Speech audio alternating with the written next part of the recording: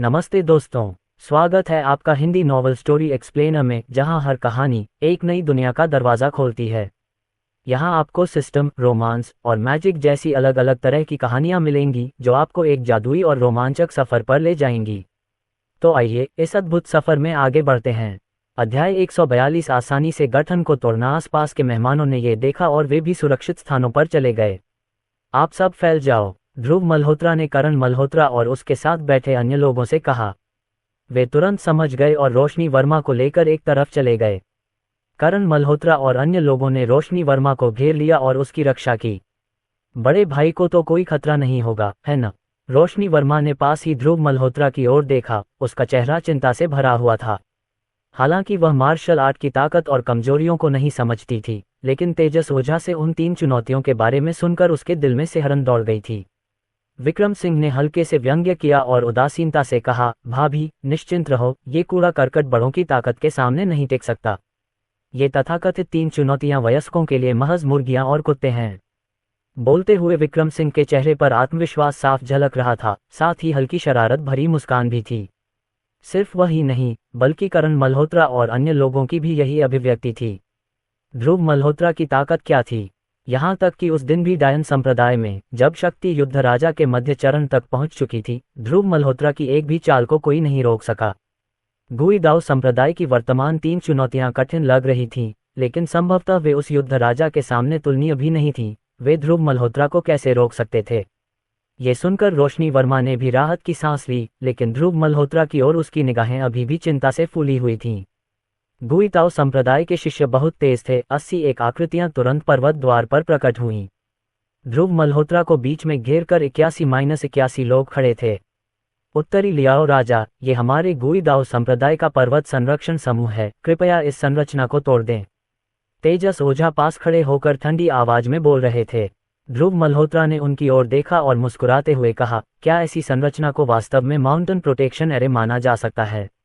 ऐसा लगता है कि आपके गुई दाओ संप्रदाय के पर्वतीय द्वार को तोड़ना बहुत आसान है। ये सुनकर न केवल तेजस ओझा और गुई दाओ संप्रदाय के अनुयायियों के चेहरे पर क्रोध झलक उठा, बल्कि वहां उपस्थित अन्य अतिथियों के चेहरे पर भी ऐसे ही भाव थे। दक्षिणी सीमा पर गुई दाओ संप्रदाय की उच्च स्थिति को देखते हुए वे वास्तव में एक प्रसिद्ध प्रमुख संप्रदाय थे। साम्राज्य पर नई कहानियों का अनुभव करें। यदि गुई दाओ संप्रदाय के पर्वत संरक्षण तंत्र को भी कमजोर माना गया, तो फिर उनके अपने पर्वत संरक्षण तंत्र का क्या हुआ? यह उत्तरी युद्ध राजा वास्तव में बहुत अहंकारी है। इस रवैये के साथ आज उसे गुई दाओ संप्रदाय के हाथों भारी क्षति होने की संभावना है, किसी ने ठंडी हंसी के साथ कहा। तेजस ओझा का चेहरा काला पड़ गया और उन्होंने ध्रुव मल्होत्रा से कहा, उत्तरी युद्ध का राजा सचमुच अपने अहंकार में राजा जैसा हो गया है। चूंकि ऐसा है, तो कृपया उत्तरी लियाओ राजा हमें दिखाएं कि हमारे गुई दाओ संप्रदाय के पर्वत सुरक्षा क्रम को कैसे तोड़ा जाए। जैसे ही उनके शब्द निकले, ताओ संप्रदाय के 81 शिष्यों ने तुरंत अपना कदम उठाया।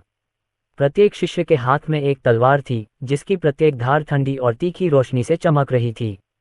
सभी 81 लोगों ने एक साथ अपनी तलवारें उठाईं, जिसके बाद ब्लेड की रोशनी की धारियां सीधे ध्रुव मल्होत्रा की ओर बढ़ीं। चारों ओर से हमला कर रही इन ब्लेड लाइटों को देखकर ध्रुव मल्होत्रा की आंखों में तिरस्कार की चमक दिखाई दी। पर्वत संरक्षण व्यूह, क्या ये स्तर है? ध्रुव मल्होत्रा ने धीरे से कहा। अचानक ध्रुव मल्होत्रा ने धीरे से अपना दाहिना पैर उठाया, फिर जोर से नीचे पटक दिया। बूम! ध्रुव मल्होत्रा के पैर के नीचे से तुरंत एक तेज आवाज आई। ध्रुव मल्होत्रा के पैरों के नीचे की जमीन इंच इंच दरकने लगी और देखते ही देखते उसमें अनेक दरारें पड़ गईं। हालांकि ब्लेड की रोशनी तुरंत ही बिखर गई और हवा में गायब हो गई। सभी 81 ब्लेड लाइटें ध्रुव मल्होत्रा के वस्त्र के किनारे को छूने में भी असफल रहीं। उन्हें घायल करना तो दूर की बात थी। ध्रुव मल्होत्रा की उदासीन निगाहें उनके सामने खड़े 81 शिष्यों पर घूम रही थीं। उनके होठों पर हल्की सी मुस्कान आ गई थी। एक और धक्के के साथ ध्रुव मल्होत्रा के पैरों के नीचे से ऊर्जा का एक स्पष्ट उभार फूट पड़ा, जो सभी दिशाओं में फैल गया। Bang bang bang! एक के बाद एक शिष्य उड़ गए और अंततः जमीन पर गिर पड़े। गुई दाई संप्रदाय के सभी 81 शिष्य जमीन पर गिर पड़े। उनमें से कई तुरंत बेहोश हो गए। यहाँ तक कि जो लोग होश में थे, वे भी हमला जारी रखने की क्षमता खो चुके थे। केवल 2 साधारण टिकटों से गुई दाओ संप्रदाय का बहुमूल्य पर्वत संरक्षण तंत्र टूट गया। तथाकथित माउंटेन प्रोटेक्शन एरे भी ध्रुव मल्होत्रा को अपना रुख बदलने पर मजबूर नहीं कर सका। ऐसी संरचना स्वयं को पर्वतीय संरक्षण व्यूह कहलाने का साहस कैसे कर सकती है? ध्रुव मल्होत्रा ने अपने हाथ पीठ के पीछे करके उदासीनता से कहा। ध्रुव मल्होत्रा के बोलने तक उनके आसपास खड़े दर्शक आश्चर्य से बाहर नहीं आ सके। जब ध्रुव मल्होत्रा ने पहले ऐसा दावा किया था तो सभी को लगा कि वह केवल शेखी बघार रहा है, लेकिन बाद में पता चला कि ध्रुव मल्होत्रा में सचमुच वह ताकत थी। आप एक उच्च स्तरीय युद्ध राजा हैं? तेजस ओझा ने अविश्वास से पूछा। गुईदाव संप्रदाय को लंबे समय से पता था कि ध्रुव मल्होत्रा ने युद्ध राजा के क्षेत्र में कदम रखा है। यही कारण है कि उन्होंने गुईदाव संप्रदाय के भीतर से 80 एक सबसे मजबूत शिष्यों का सावधानीपूर्वक चयन करते हुए इस पर्वत सुरक्षा क्रम की व्यवस्था की थी। गुईदाव संप्रदाय के 80 एक सबसे मजबूत शिष्यों द्वारा स्थापित पर्वत सुरक्षा व्यूह एक साधारण युद्ध राजा के साथ मुकाबला करने में पूरी तरह सक्षम था। लेकिन फिर भी इस पर्वतीय सुरक्षा व्यूह को ध्रुव मल्होत्रा द्वारा आसानी से तोड़ दिया गया, जिसका अर्थ था कि वह कोई साधारण युद्ध राजा नहीं था, बल्कि एक उच्च स्तरीय युद्ध राजा था, कम से कम मध्य अवस्था में तो। ध्रुव मल्होत्रा ने उसकी ओर देखा और व्यंग्यात्मक लहजे में कहा, अच्छा, क्या यह अजीब है कि मैं एक उच्च स्तरीय युद्ध राजा हूँ? बोलने के बाद ध्रुव मल्होत्रा सीधे गुईदाव संप्रदाय के द्वार की ओर चले गए और उप संप्रदाय नेता तेजस ओझा से बात करने की जहमत नहीं उठाए। हा, किस तरह का कूड़ा खुद को माउंटेन प्रोटेक्शन एरे कहने की हिम्मत करता है? ऐसी संरचना के साथ न केवल हमारे स्वामी को घायल करना असंभव है, बल्कि यह उन्हें अपना रुख थोड़ा भी बदलने पर मजबूर नहीं कर सकता। तथाकथित प्रतिष्ठित संप्रदाय वास्तव में हास्यास्पद हैं। करण मल्होत्रा की अनियंत्रित हंसी अचानक फूट पड़ी। ये हंसी वहां उपस्थित सभी लोगों के कानों में गूंज रही थी, मानो कोई उपहास कर रहा हो। यदि गुईदाव संप्रदाय ऐसी स्थिति में था तो अन्य वर्तमान संप्रदायों की स्थिति और भी बदतर थी। ध्रुव मल्होत्रा को पीछे हटते देख तेजस ओझा का चेहरा लाल हो गया और उनकी आंखें गुस्से से भर गईं। यदि आप उच्च स्तरीय युद्ध राजा हैं तो इससे क्या फर्क पड़ता है?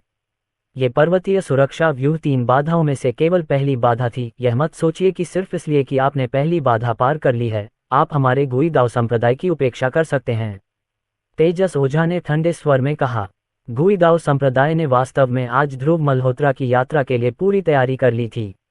न केवल प्रथम अवरोध माउंटेन प्रोटेक्शन एरे को मजबूत किया गया था, बल्कि दूसरे अवरोध माइरिड ब्लेड फॉर्मेशन को भी सुदृढ़ किया गया था। दूसरे अवरोध में, जहां मूल रूप से 16 ग्रैंड मास्टर्स ने माइरिड ब्लेड फॉर्मेशन की स्थापना की थी, अब 4 अर्ध युद्ध राजा, जो पहले सेवानिवृत्त हो चुके थे, भी शामिल हो गए थे। इतने दुर्जेय प्रतिभागियों के साथ असंख्य ब्लेड संरचना का गठन करते हुए, भले ही ध्रुव मल्होत्रा एक मध्य चरण या यहां तक कि देर चरण युद्ध राजा था, वह क्या कर सकता था?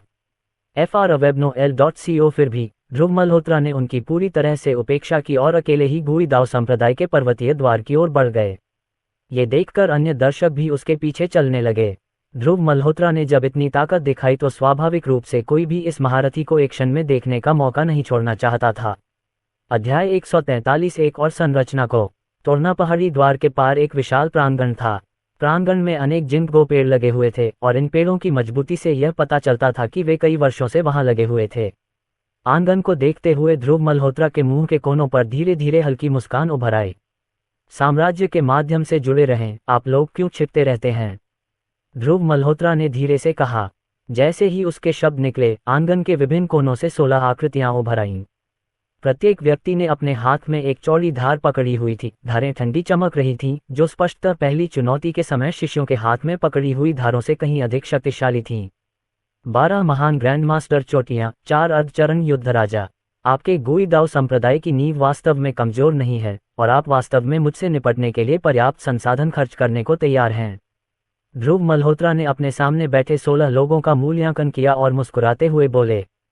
इसी समय तेजस ओझा व अन्य लोग भी प्रांगण में आ गए। जब मेहमानों ने गुईदाव संप्रदाय के इन 16 बुजुर्गों को देखा तो उनमें से कई ने आश्चर्यचकित भाव प्रदर्शित किए।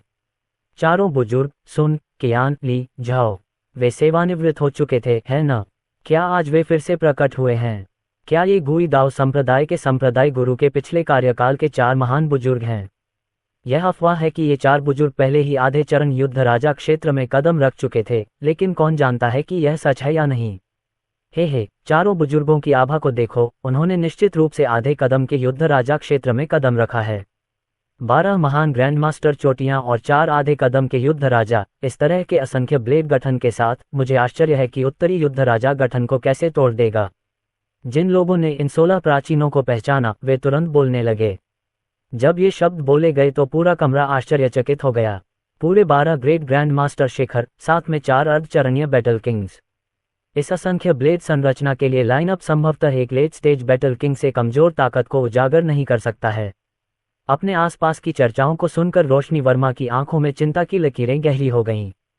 केवल वही नहीं थी, बल्कि समर जोशी और अन्य 3 लोगों के चेहरे पर भी चिंता के भाव थे। आखिरकार उन चारों को यह नहीं पता था कि ध्रुव मल्होत्रा पहले ही उस महान साम्राज्य में कदम रख चुका है। भाभी, निश्चिंत रहो, ये लोग ताकतवर तो हैं, लेकिन सज्जन के सामने कुछ नहीं है, विक्रम सिंह ने रोशनी वर्मा की चिंता को देखते हुए तुरंत कहा। ये शब्द बोलते ही समर जोशी और बाकी लोगों की निगाहें विक्रम सिंह की ओर घूम गईं, उनकी आंखें जिज्ञासा से भर गईं। विक्रम सिंह ने उन चारों की ओर देखा और कुछ नहीं कहा, केवल एक उंगली उठाकर ऊपर की ओर इशारा किया। यह महज एक इशारा था, लेकिन समर जोशी और अन्य लोगों ने तुरंत अपने भाव बदल लिए, मानो उन्हें किसी भयावह बात का आभास हो गया हो। बेवजह का बतंगड़ मत बनाओ। दक्षिणी सीमा सेना को छोड़कर उस सज्जन के साथ जुड़ना तुम्हारे जीवन का सबसे सही निर्णय होगा, आदित्य मेहता ने हल्की हंसी के साथ कहा। ये सुनकर समर जोशी और अन्य लोगों ने गंभीरता से सिर हिलाया। यदि उनका अनुमान सच था, तो ध्रुव मल्होत्रा के साथ जुड़ना निश्चित रूप से उनका अब तक का सबसे सही निर्णय होगा। उत्तरी लियाओ राजा, ये दूसरी चुनौती है, असंख्य ब्लेड संरचना, क्या हम शुरू करें? तेजस ओझा ने ठंडी हंसी के साथ कहा। ध्रुव मल्होत्रा ने बिना कुछ कहे अपने आसपास खड़े 16 बुजुर्गों को उंगलियों से इशारा किया। इस प्रकार उत्तेजित होने पर 16 प्रभावशाली और शक्तिशाली बुजुर्ग कैसे सहन कर सकते थे? मारना। आधे कदम के युद्ध राजा क्षेत्र के बुजुर्गों में से एक ने ये शब्द चिल्लाया, जैसे एक भयंकर हत्या का इरादा बढ़ गया हो। 16 आकृतियां आगे बढ़ीं, उनकी तलवारें हवा में जोर से झूल रही थीं। भयावह चाकू ऊर्जा की लहरें ध्रुव मल्होत्रा की ओर बढ़ रही थीं और गुजरते समय जमीन में गहरी दरारें बना रही थीं। एक क्षण में ही आंगन में लगे सभी जिंको पेड़ हिंसक रूप से कांप उठे। गिरे हुए जिंको पत्ते भी हवा में उड़ गए और बेतहाशा उड़ने लगे। अच्छा नहीं, चाकू की ऊर्जा बहुत मजबूत है, हमें पीछे हटना चाहिए। विक्रम सिंह का चेहरा कठोर हो गया और वह तुरंत बोल पड़े। यह सुनकर सभी लोग रोशनी वर्मा की रक्षा करते हुए पीछे हट गए। यहाँ तक कि विक्रम सिंह जैसे लोगों को भी ऐसा करना पड़ा, वहां मौजूद अन्य लोगों की तो बात ही छोड़िए। 16 बुजुर्गों द्वारा स्थापित असंख्य ब्लेड संरचना का सामना करते हुए ऐसी चाकू ऊर्जा एक सामान्य महान ग्रैंड मास्टर के लिए भी झेलने के लिए बहुत अधिक थी। भीड़ जानबूझकर 10 मीटर से अधिक पीछे हट गई, कुछ और कदम और वे पहाड़ी द्वार से बाहर निकल गए होते। इतनी दूरी बनाए रखते हुए आखिरकार सभी लोग थोड़ा आराम करने में सक्षम हुए और दिल की धड़कनों के साथ आंगन की लड़ाई देखी। ध्रुव मल्होत्रा ने नंगे हाथों से गुई दाव संप्रदाय के 16 शक्तिशाली बुजुर्गों का सामना किया, जिनमें से प्रत्येक के पास तलवार थी, फिर भी उनमें घबराहट का कोई लक्षण नहीं दिखा। जैसे ही चाकू की ऊर्जा ध्रुव मल्होत्रा पर पड़ने वाली थी, उन्होंने अचानक मुस्कुरा दिया। फिर ध्रुव मल्होत्रा के हाथ धीरे धीरे ऊपर उठे और उन्होंने अपनी छाती के सामने ताई ची का पैटर्न बनाया। अगले ही क्षण एक जबरदस्त आभा विस्फोटक रूप से फूट पड़ी। बूम! ध्रुव मल्होत्रा को केंद्र मानकर चारों दिशाओं में हवा की लहर फैल गई। पहले की भयंकर चाकू ऊर्जा तुरंत समाप्त हो गई और यहां तक कि उड़ते हुए जिनको पत्ते भी शांत होकर जमीन पर वापस आ गए। ध्रुव मल्होत्रा की ओर दौड़ते हुए 16 बुजुर्ग वहीं रुक गए और उनके चेहरे लाल हो गए। यहां तक कि कई बुजुर्गों के मुंह के कोनों से खून धीरे धीरे बह रहा था। आप सभी में अच्छी ताकत है, लेकिन मेरे लिए यह अभी भी बहुत कमजोर है, ध्रुव मल्होत्रा ने उदासीनता से कहा। फिर उसने अपने हाथ पुनः अपनी पीठ के पीछे रखे और लापरवाही से अपना दाहिना पैर उठाया और जमीन पर रखा। बूम! ध्रुव मल्होत्रा के पैर के नीचे से हवा की एक और लहर चारों दिशाओं में फैल गई। 16 बुजुर्ग पीछे की ओर उड़कर फेंक दिए गए, ठीक वैसे ही जैसे पहली चुनौती में 81 शिष्यों को फेंका गया था। ध्रुव मल्होत्रा के सामने ऐसा लगता था कि चाहे कोई मार्शल आर्टिस्ट हो, ग्रैंड मास्टर हो या ग्रेट ग्रैंड मास्टर हो, उसका सामना करने पर उसका एक ही परिणाम होगा, हार। 4 अर्धचरणीय युद्ध राजा क्षेत्र के बुजुर्गों ने सबसे पहले स्वयं को स्थिर किया। उनकी तलवारें एक साथ जमीन में घुस गईं, जिससे उनकी आकृतियां बलपूर्वक स्थिर हो गईं। 12 शिखर महान ग्रैंड मास्टर बुजुर्ग इन 4 अर्धचरण युद्ध राजाओं के समान प्रदर्शन नहीं कर सकते थे और वे तब तक नहीं रुकते थे जब तक वे पेड़ों या दीवारों से टकरा नहीं जाते थे। क्या तुम चारों अब भी मुझसे लड़ना चाहते हो? ध्रुव मल्होत्रा ने चारों आधे कदम वाले बैटल किंग बुजुर्गों की ओर देखा और हल्की हंसी के साथ कहा। जैसे ही ये शब्द निकले, चारों बुजुर्गों ने मुंह में खून थूक दिया। लाल रंग का खून जमीन पर गिरा, जो खिलते हुए बेर के फूलों जैसा लग रहा था। हम तुम्हारा मुकाबला नहीं कर सकते, हम दोबारा लड़ने की हिम्मत नहीं कर सकते। चारों बुजुर्ग झुके और उनमें से एक ने हल्की सी आह भरकर भावुक भाव से कहा। ध्रुव मल्होत्रा ने मुस्कुराते हुए सिर हिलाया और बोले, चूंकि तुम में दोबारा लड़ने की हिम्मत नहीं है तो एक तरफ हट जाओ। मुझे आशा है कि आपके गुई दाओ संप्रदाय के संप्रदाय नेता मुझे बहुत निराश नहीं करेंगे। चारों बुजुर्गों ने और कुछ कहने की हिम्मत नहीं की, उन्होंने तुरंत रास्ता साफ कर दिया, अपनी तलवारें सम्मानपूर्वक पकड़ लीं और एक तरफ खड़े हो गए।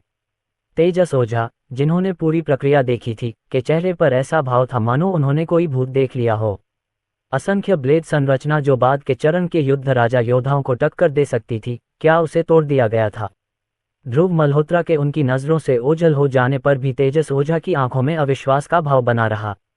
अध्याय 144 पुराने संप्रदाय के गुरु तेजस ओझा अविश्वास में बुदबुदाए। संयोगवश विक्रम सिंह और अन्य लोग उसके पास से गुजर रहे थे। उसकी बुदबुदाहट सुनकर करण मल्होत्रा ने तिरस्कारपूर्वक उपहास किया, जिन्होंने केवल कुएं की तलहटी से आकाश देखा है, वे इस संसार की विशालता को कैसे समझ सकते हैं। इसके साथ ही विक्रम सिंह और उनके साथी तेजस ओझा को पार कर चुके थे और गुई दाओ संप्रदाय के अंदरूनी हिस्सों की ओर बढ़ना जारी रखा। ये देखकर अन्य लोग भी जल्दी से उनके पीछे चले गए, सबके चेहरे पर आश्चर्य और भय के भाव थे। ध्रुव मल्होत्रा की ताकत सबकी समझ से परे थी। 12 शिखर महान ग्रैंड मास्टर्स और 4 अर्धचरण वार किंग्स द्वारा एक साथ मिलकर तैयार की गई माइरीड ब्लेड फॉर्मेशन को ध्रुव मल्होत्रा ने आसानी से तोड़ दिया। ऐसी शक्ति वहां उपस्थित लोगों की समझ से परे थी। उपसंप्रदाय मास्टर जियान, क्या हम चलें? कर्नल रवि ठाकुर ने गहरी आवाज में कहा। उत्तरी लियाओ राजा ध्रुव मल्होत्रा की तुलना में वह एक मजाक जैसा महसूस होता था। जिस गुई दाओ संप्रदाय को जीतने के लिए उन्होंने बहुत प्रयास किया था, वह ध्रुव मल्होत्रा के हाथों में एक नाजुक फूलदान की तरह था जो छूते ही आसानी से टूट जाता था। ध्रुव मल्होत्रा आसमान में लटके एक सितारे की तरह थे, जबकि वह, कर्नल रवि ठाकुर, एक आम इंसान से ज्यादा कुछ नहीं थे, जो केवल जमीन पर खड़े होकर सितारों को देखने के लायक थे। तेजस ओझा को होश आया और उन्होंने गंभीरता से सिर हिलाया। उस क्षण उसका विश्वास डगमगा गया। उन्हें पूरा विश्वास था कि ध्रुव मल्होत्रा को आज गुई दाओ संप्रदाय के सामने अवश्य ही हार का सामना करना पड़ेगा। फिर भी उन्होंने यह नहीं सोचा था कि संप्रदाय द्वारा बड़ी मेहनत से तैयार की गई 2 संरचनाओं को इतनी आसानी से तोड़ दिया जाएगा। उन्हें आश्चर्य हुआ कि क्या पुराने संप्रदाय प्रमुख, जो अंतिम रक्षा के प्रभारी थे, ध्रुव मल्होत्रा का सामना कर पाएंगे। तेजस ओझा के विचार अविश्वसनीय रूप से जटिल थे और अब उनमें वह घृणा नहीं थी जो ध्रुव मल्होत्रा का सामना करते समय शुरू में महसूस की थी। इस बीच ध्रुव मल्होत्रा एक भव्य हॉल के सामने आ चुके थे। हॉल के द्वार पर एक साइन बोर्ड लटका हुआ था, जिसमें गुई दाओ संप्रदाय के 4 अक्षर अंकित थे। प्रत्येक अक्षर को शक्तिशाली ढंग से लिखा गया था और पंक्तियों के बीच से एक हल्की तलवार की मंशा प्रकट होती थी। ध्रुव मल्होत्रा भव्य हॉल के सामने खड़े होकर आंखों में हल्की सी मुस्कान लिए साइन बोर्ड को देख रहे थे। गुई दाओ संप्रदाय की नींव कमजोर नहीं है, ये पता चला है कि वहां एक कुशल तलवारबाज है। ध्रुव मल्होत्रा ने हल्की हंसी के साथ कहा। जैसे ही उनकी आवाज धीमी हुई, सफेद कपड़े पहने एक बुजुर्ग व्यक्ति धीरे धीरे भव्य हॉल से बाहर चला आया। उनमें पिछले 2 स्वरूपों के शिष्यों और वरिष्ठों जैसा रौबदार आभा नहीं था, इसके बजाय उनके चेहरे पर एक हल्की मुस्कान थी। मैं गुई दाओ संप्रदाय का आचार्य नारायण जोशी हूँ। मुझे उत्तरी लियाओ राजा से मिलने का सौभाग्य मिला है। बुजुर्ग ने हल्की सी मुट्ठी बांधकर ध्रुव मल्होत्रा का अभिवादन किया और मुस्कुराते हुए बोले। ध्रुव मल्होत्रा ने उसकी ओर देखा और हल्की हंसी के साथ कहा, क्या आप गुई दाओ संप्रदाय के पूर्व संप्रदाय गुरु हैं? बाहरी दुनिया में अफवाह फैली कि वॉर किंग में आपकी सफलता विफल हो गई और आपकी मृत्यु हो गई। ऐसा लगता है कि हर कोई आपके बारे में गलत था। वॉर किंग के अंतिम चरण, ताकत का कमजोर स्तर नहीं। ये सुनकर आचार्य नारायण जोशी ने मुस्कुराते हुए सिर हिलाया और शांत भाव से बोले, ये सब आम लोगों की मनगढ़ंत बातें हैं। जब मैंने अपने एकांतवास की घोषणा की थी, तब मैं सफलतापूर्वक वॉर किंग के दायरे में पहुंच चुका था। पहाड़ों में खेती करते हुए बिताए गए इन वर्षों ने मुझे अपना वर्तमान स्तर प्राप्त करने में मदद की है। ध्रुव मल्होत्रा ने हल्का सा सिर हिलाया, फिर उनकी नज़र साइन बोर्ड पर गई। ऐसा लगता है कि उत्तरी युद्ध राजा हमारे गुई दाओ संप्रदाय के साइन बोर्ड में काफी रुचि रखते हैं, आचार्य नारायण जोशी ने पूछा। ध्रुव मल्होत्रा ने अपने मुंह के कोनों को मुस्कुराते हुए कहा, इस साइन बोर्ड पर तलवार की नीयत बहुत तीव्र है। संभवतः जिसने इसे उकेरा था वह युद्ध सम्राट के शिखर तक पहुंच गया था, है ना? वास्तव में उत्तरी युद्ध साम्राज्य की आंखें मशाल की तरह हैं। आचार्य नारायण जोशी के चेहरे पर गंभीरता छा गई। फिर उन्होंने आगे कहा, ये पट्टिका मेरे गुरु ने स्वयं खुदवाई थी, जब उन्होंने 100 साल पहले वॉर किंग के शिखर को तोड़ा था। यदि मेरे गुरु अभी भी गुई दाओ संप्रदाय में होते तो आपका प्रतिद्वंद्वी बनने की मेरी बारी नहीं होती, उत्तरी लियाओ राजा। ध्रुव मल्होत्रा ने मुस्कुराकर सिर हिलाया, फिर आचार्य नारायण जोशी की ओर मुड़े और पूछा, आपके गुरु अब कहाँ चले गए हैं? मार्शल आर्ट विशेषज्ञों का जीवनकाल सामान्य लोगों की तुलना में बहुत लंबा होता है। युद्ध के शिखर पर स्थित एक विशेषज्ञ किसी दुर्घटना को छोड़कर आसानी से 100 वर्षों से अधिक जीवित रह सकता है। आयु की गणना करें तो आचार्य नारायण जोशी के गुरु यदि वृद्ध भी हो गए हों तो भी यह असंभव है कि उनका निधन हो गया हो। ये सुनकर आचार्य नारायण जोशी की आंखों में पुरानी यादें ताज़ा हो गईं और उन्होंने गहरी आवाज में कहा, 60 साल पहले जब मैंने अपने गुरु से संप्रदाय प्रमुख का पद संभाला था, तब उन्होंने गुई दाव संप्रदाय छोड़ दिया था। मेरे स्वामी कहाँ गए मुझे नहीं मालूम। समय उड़ जाता है, पलक झपकते ही 60 वर्ष बीत जाते हैं और मुझे नहीं पता कि मेरा स्वामी अभी भी जीवित और स्वस्थ है या नहीं। दोनों के बीच बातचीत हंसी से सराबोर थी, मानो वे प्रतिद्वंद्वी न होकर दो पुराने मित्र हों जो बहुत समय से मिले न हों। बस जो बीत गया सो बीत गया, अब उसके बारे में और बात करने का कोई फायदा नहीं है। आज उत्तरी युद्ध राजा मेरे गुई दाव संप्रदाय का दौरा करने आए हैं। मैं ही वह व्यक्ति हूं जो गुई दाव संप्रदाय में आपका अंतिम प्रतिद्वंद्वी बनूंगा। आचार्य नारायण जोशी ने हल्की सी आह भरी, फिर बोलते बोलते उनके चेहरे पर गंभीरता आ गई। ध्रुव मल्होत्रा ने थोड़ा सिर हिलाया और मुस्कुराते हुए कहा, आप गुई दाव संप्रदाय के अन्य लोगों से अलग हैं। यहाँ तक कि वे 4 लोग जो युद्ध राजा क्षेत्र में आधे कदम आगे हैं, उनका स्वभाव गुई दाव संप्रदाय की युवा पीढ़ी की तुलना में कहीं अधिक मजबूत है। ये सुनकर आचार्य नारायण जोशी के चेहरे पर व्यंग्यात्मक मुस्कान आ गई। एक गहरी सांस लेकर वह बोले, इस जटिल दुनिया में कितने लोग अपने सच्चे स्वरूप पर अड़े रह सकते हैं और एकाग्रचित होकर मार्शल आर्ट का अनुसरण कर सकते हैं? यह उनकी गलती नहीं है और मैं आपको धन्यवाद देता हूँ, उत्तरी लियाओ राजा, उन पर पहले दया दिखाने के लिए। ध्रुव मल्होत्रा ने अपना सिर हिलाया और मुस्कुराते हुए शांत भाव से कहा, मैं इतना संकीर्ण सोच वाला नहीं हूं कि चंद शब्दों के लिए उनके खिलाफ घातक बल का इस्तेमाल करूं। हमारी लड़ाई के बाद मैं विदा ले लूंगा। आचार्य नारायण जोशी ने गंभीरता से सिर हिलाया। ध्रुव मल्होत्रा का सामना किए बिना ही वह जानता था कि वह अपने से पहले के उत्तरी युद्ध के राजा का मुकाबला नहीं कर सकता। दूसरी चुनौती में मायरिएट ब्लेड फॉर्मेशन आचार्य नारायण जोशी के समान ही शक्ति प्रदर्शित करने में सक्षम था। यदि ध्रुव मल्होत्रा आसानी से मायरिएट ब्लेड फॉर्मेशन को भेद सकता है, तो आचार्य नारायण जोशी उसके प्रतिद्वंद्वी कैसे हो सकते हैं? मूल रूप से तीसरी चुनौती का सामना गुई दाव संप्रदाय के वर्तमान संप्रदाय गुरु द्वारा किया जाना था। हालांकि ध्रुव मल्होत्रा की ताकत को पहचानने के बाद गुई दाव संप्रदाय स्वाभाविक रूप से अपनी सबसे मजबूत क्षमता पेश करना चाहता था। साम्राज्य के साथ जुड़े रहें, इस प्रकार उन्होंने सीधे तौर पर पुराने संप्रदाय के गुरु को बुलाया, जो वर्षों से पीछे के पहाड़ों में एकांतवास और साधना कर रहे थे, ताकि वे इस तीसरी चुनौती के लिए संरक्षक के रूप में कार्य कर सकें। उत्तरी लियाओ राजा, सावधान रहो, मैं अपना कदम उठाने वाला हूँ।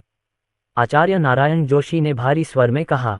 ध्रुव मल्होत्रा ने हल्के से सिर हिलाया, उनका व्यवहार सहज था, जैसे कि उन्होंने गुई दाव संप्रदाय के पुराने संप्रदाय गुरु को उनकी अंतिम अवस्था वाले युद्ध राजा की ताकत के साथ बिल्कुल भी गंभीरता से नहीं लिया था। स्वूश! आचार्य नारायण जोशी ने अपनी पीठ पर जो तलवार लटका रखी थी, वह तुरंत बाहर आ गई और एक ब्लेड की आवाज गूंज उठी।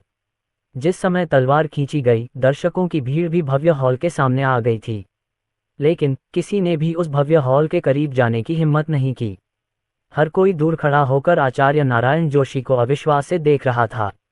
स्पष्टतः पुराने संप्रदाय गुरु, जिनके बारे में अफवाह थी कि उनकी मृत्यु बहुत पहले हो चुकी है, के प्रकट होने से सभी लोग स्तब्ध रह गए थे। आचार्य नारायण जोशी इन लोगों से विचलित नहीं हुए। उन्होंने अपनी तलवार उठाकर ध्रुव मल्होत्रा की ओर चाकू चला दिया। एक क्षण में तलवार से एक चमकदार ब्लेड की रोशनी फूट पड़ी, जो सीधे ध्रुव मल्होत्रा की ओर बढ़ रही थी। अध्याय 145 संदेश छोड़ना। बड़े हॉल के सामने अचानक एक तेज हवा चली।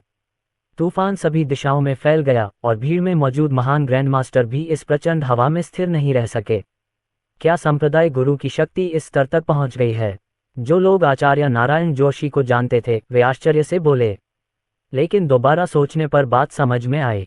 अगर आचार्य नारायण जोशी में इतनी ताकत न होती तो वे तीसरी चुनौती में ध्रुव मल्होत्रा के प्रतिद्वंद्वी के रूप में कैसे सामने आ सकते थे? ब्लेड की रोशनी तुरंत ध्रुव मल्होत्रा तक पहुंची, फिर भी उनका भाव हमेशा की तरह शांत रहा। उसने बस एक झटके में अपना दाहिना हाथ उठाया और आश्चर्यजनक रूप से ब्लेड की रोशनी को अपने नंगे हाथों से पकड़ लिया।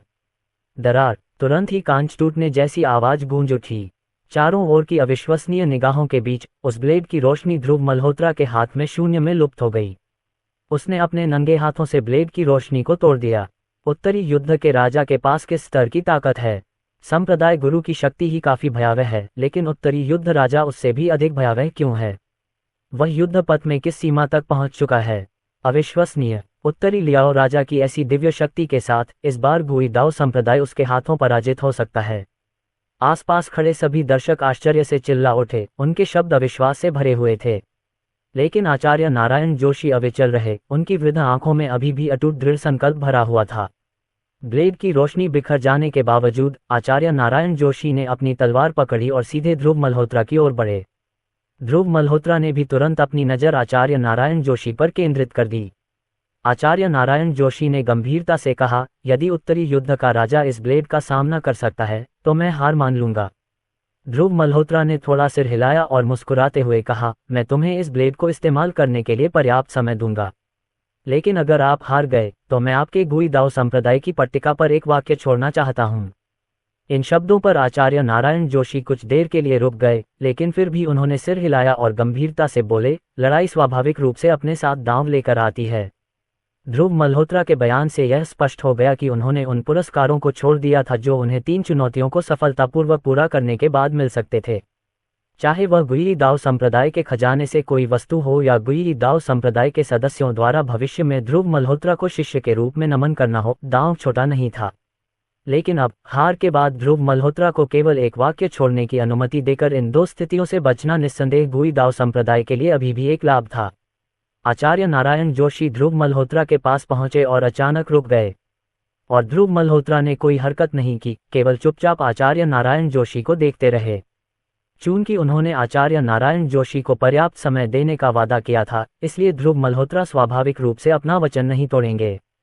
आचार्य नारायण जोशी ने दोनों हाथों से तलवार पकड़ ली और धीरे धीरे उनकी आंखों में 2 तेज चमक चमक उठी। इस ब्लेड का मैंने 60 वर्षों तक लगातार अभ्यास किया है, जब से मैंने गुई दाओ संप्रदाय के संप्रदाय प्रमुख का पदभार संभाला है। इस ब्लेड का नाम ब्रेक थ्रू द स्काई है। 10 सेकंड से अधिक समय बाद आचार्य नारायण जोशी की गति अंततः अपने चरम पर पहुंच गई और उन्होंने गंभीर स्वर में घोषणा की। जैसे ही उनकी आवाज गिरी, आचार्य नारायण जोशी की तलवार तुरंत ध्रुव मल्होत्रा की ओर झपटी। तलवार गिर गई और तलवार की क्यू बह निकली। तलवार की क्यूई की धाराएं सभी दिशाओं में फैल गईं और तुरंत ही चारों ओर की हर चीज पर तलवार के निशान छोड़ गईं। गुई दाओ संप्रदाय में प्रवेश करने के बाद पहली बार ध्रुव मल्होत्रा की आंखों में गंभीरता की झलक दिखाई दी। ये ब्लेड बुरा नहीं है, ध्रुव मल्होत्रा ने गंभीरता से कहा। फिर जब तलवार ध्रुव मल्होत्रा पर गिरने वाली थी तो उसने जल्दी से अपना दाहिना हाथ ऊपर उठाया। पहले की तरह अपने नंगे हाथों के अलावा किसी भी हथियार से लैस उसने अविश्वसनीय रूप से तेज और लबालब भरी तलवार को सीधे अपनी मुट्ठी में पकड़ लिया। बैकवर्ड सोने और लोहे को आसानी से काटने में सक्षम तलवार वास्तव में ध्रुव मल्होत्रा की हथेली को हिलाने में पूरी तरह असमर्थ थी। ध्रुव मल्होत्रा की हथेली के चारों ओर हवा की एक परत घूमती हुई दिखाई दे रही थी। यह एक मार्शल आर्टिस्ट की आंतरिक शक्ति थी। ध्रुव मल्होत्रा की शक्ति के साथ उनकी आंतरिक शक्ति सबसे मजबूत बचाव और हमला थी।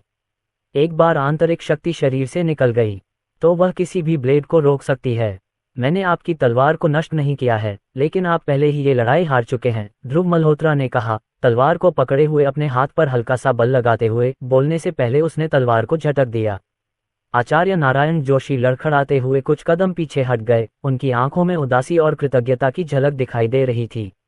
जैसा कि ध्रुव मल्होत्रा ने कहा था, वह लड़ाई हार चुके थे और वह भी पूरी तरह से। जीवन भर के अभ्यास की परिणति एक ही वार में ध्रुव मल्होत्रा पर जरा सा भी प्रभाव नहीं डाल सकी, उनके एक हाथ को तो दूर की बात है। उत्तरी लियाओ राजा, दया दिखाने के लिए धन्यवाद। आचार्य नारायण जोशी ने धीरे से अपनी तलवार म्यान में डाली और बोले। ध्रुव मल्होत्रा ने थोड़ा सिर हिलाया, फिर अपना दाहिना हाथ उठाया। उनकी 2 उंगलियां इस तरह खड़ी थी जैसे वे तलवार हों। उसकी अंगुलियों के बीच से आंतरिक शक्ति का एक धागा फूट पड़ा, जो सीधे गेट के ऊपर लगी पट्टिका से टकराया। ध्रुव मल्होत्रा की उंगलियां ऐसे चल रही थीं जैसे कोई बेजोड़ तीखी तलवार चला रही हों। कुछ सांसों के बाद ध्रुव मल्होत्रा रुक गए और सीधे खड़े हो गए, फिर मुड़कर गुई दाओ संप्रदाय से दूर चले गए। चलो चलें। विक्रम सिंह और अन्य लोग ये सुनकर तुरंत उनके पीछे चल पड़े। एम्पायर के साथ जुड़े रहे ध्रुव मल्होत्रा और उनके साथियों के चले जाने के बाद केवल उदास चेहरों वाले, लगभग मूर्ख दिखने वाले लोगों का एक समूह ही बचा था। उत्तरी युद्ध के अंत में क्या हुआ? किसी ने हैरान भाव से होश में आते हुए पूछा। लेकिन भीड़ भी उतनी ही उलझन में थी, उन्हें समझ में नहीं आ रहा था कि ध्रुव मल्होत्रा का आशय क्या है। केवल आचार्य नारायण जोशी ने धीरे से दरवाजे पर लटकी पट्टिका की ओर देखा। ये देखकर अन्य लोगों की नजरें भी उस पट्टिका पर पड़ीं, जिस पर गुयी दाव संप्रदाय का नाम अंकित था। भीड़ की चौकस निगाहों के सामने अचानक पट्टिका हिली और क्षण भर में लकड़ी के छिलके उड़ने लगे। गुयी दाव संप्रदाय को दर्शाने वाले 4 बड़े अक्षरों के नीचे अक्षरों की एक पंक्ति दिखाई दी। आसमान के नीचे सब कुछ राजा की भूमि है, चारों समुद्रों के भीतर सब कुछ राजा की प्रजा है। 16 अक्षर, जिनमें से प्रत्येक लकड़ी में 3 बिंदुओं तक गहरा था, तीखे और शक्तिशाली प्रहारों से उकेरे गए थे। इन पात्रों की पंक्तियों के बीच एक अवर्णनीय आभा फैली हुई थी। इन 16 पात्रों को देखकर हर किसी को एक सम्राट की शक्ति का एहसास हुआ, जो किसी भी अपमानजनक विचार को मन में रखने का साहस नहीं कर रहा था।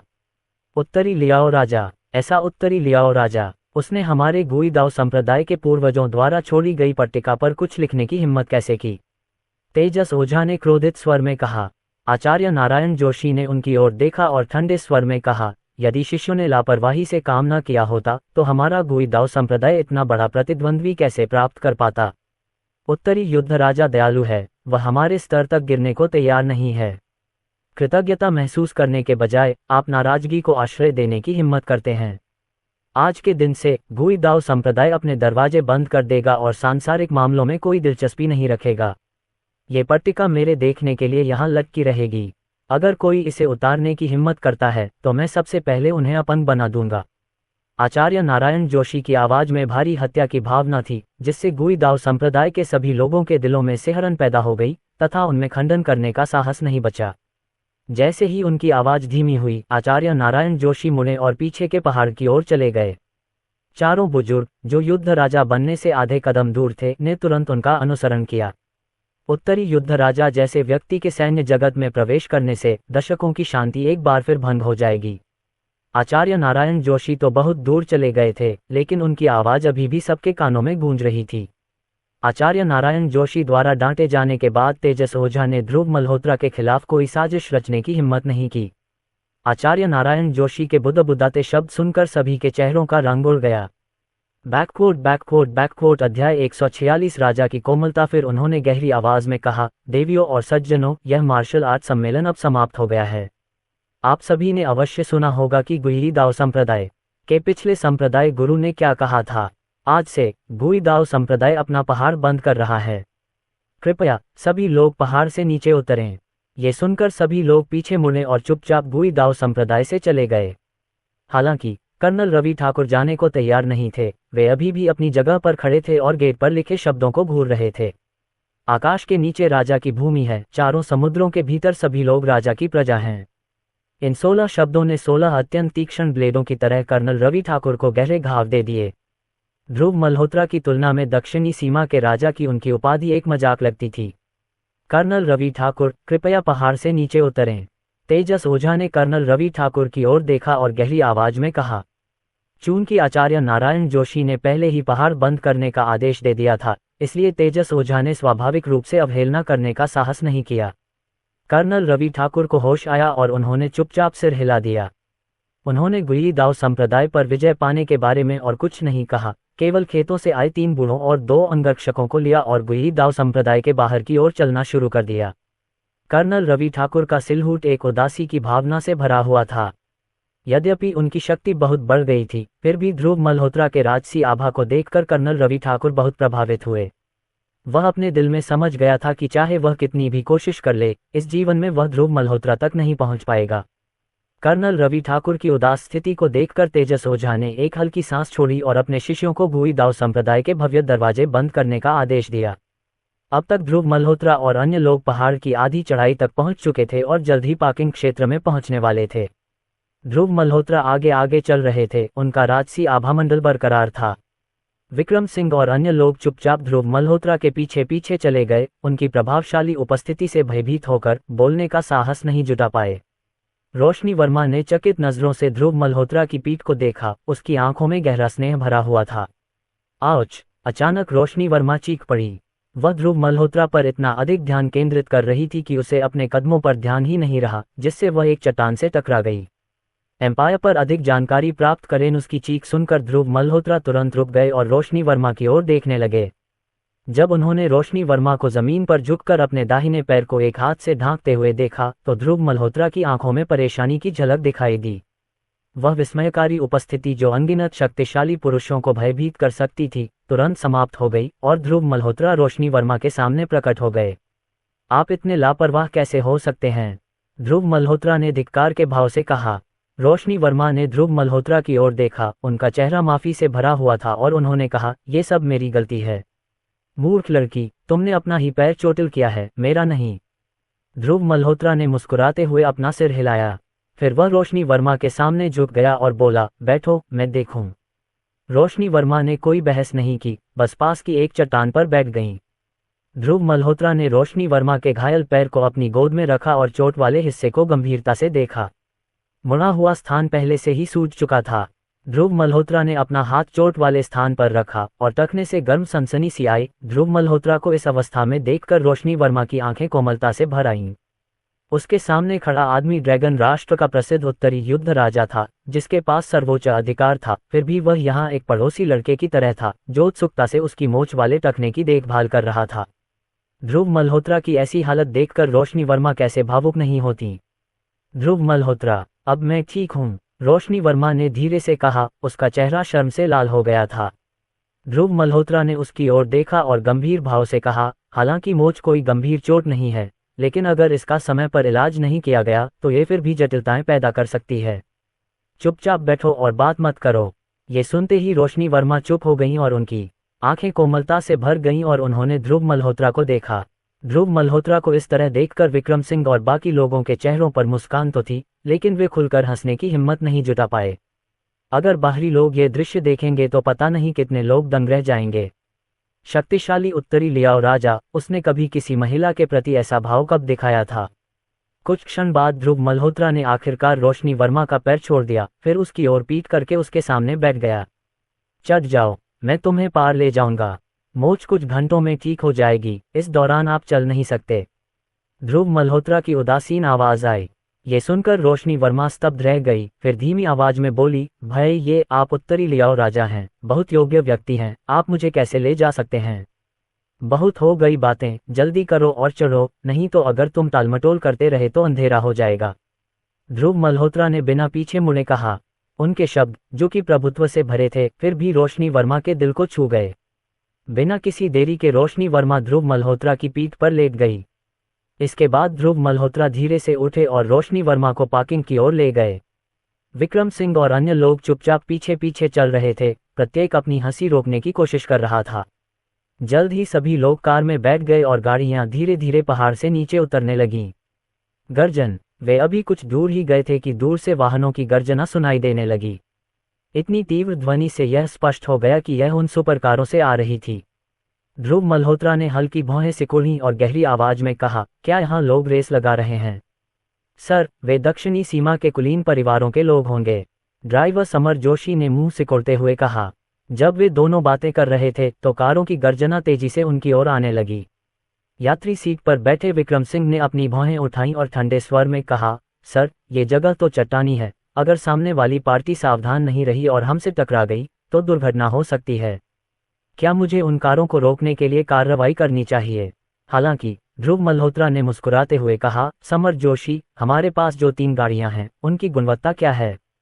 ये देखकर कि ध्रुव मल्होत्रा ने उसका प्रस्ताव स्वीकार नहीं किया है, विक्रम सिंह ने और कुछ नहीं कहा। ध्रुव मल्होत्रा को ये पूछते हुए सुनकर समर जोशी ने मुस्कुराते हुए जवाब दिया, निश्चिंत रहें सर, ये तीनों गाड़ियां बेहतरीन हैं। दक्षिणी सीमा की सेना में भी आपको इनके जैसा चौथा वाहन नहीं मिल सकता।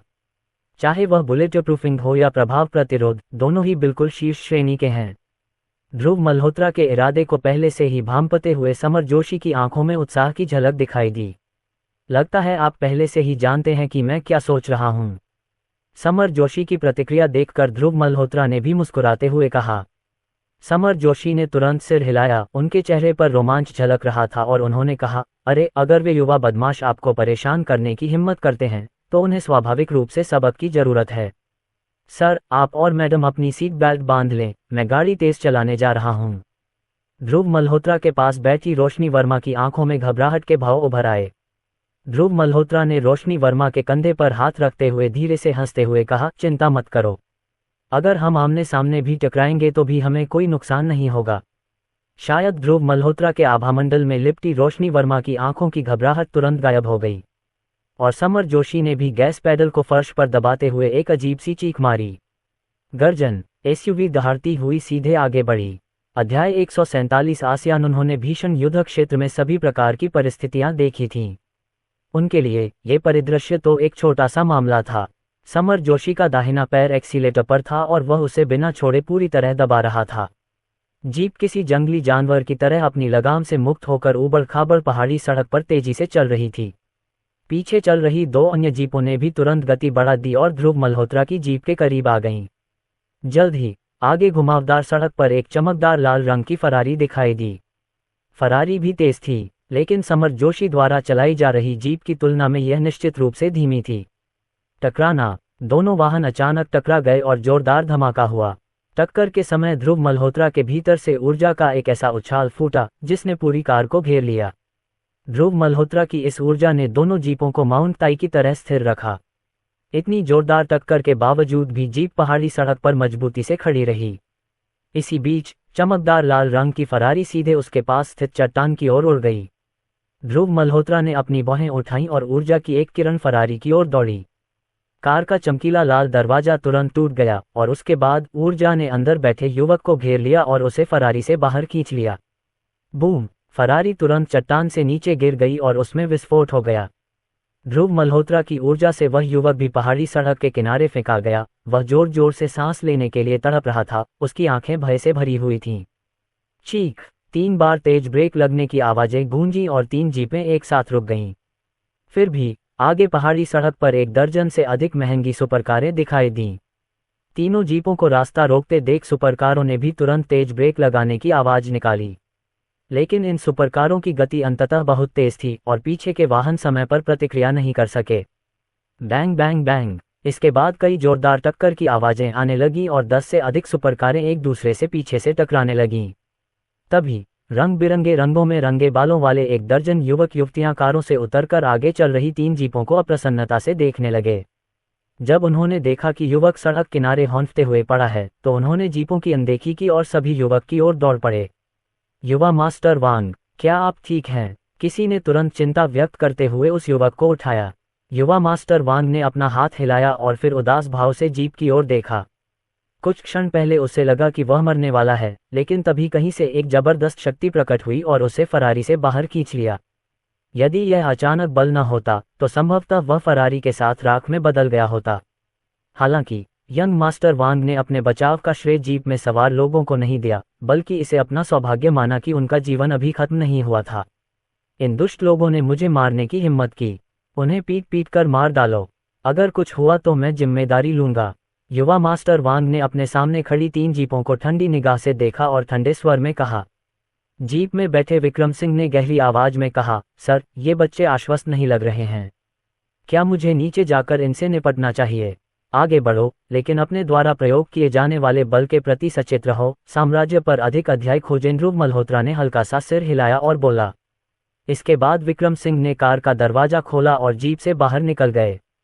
जब समर जोशी और अन्य लोगों ने देखा कि कोई जीप से उतरने की हिम्मत कर रहा है तो उनके चेहरों पर जानलेवा इरादा उभर आया। तुम कौन हो? इस समय पहाड़ पर आने और समर जोशी को लगभग मार डालने की हिम्मत करने वाले?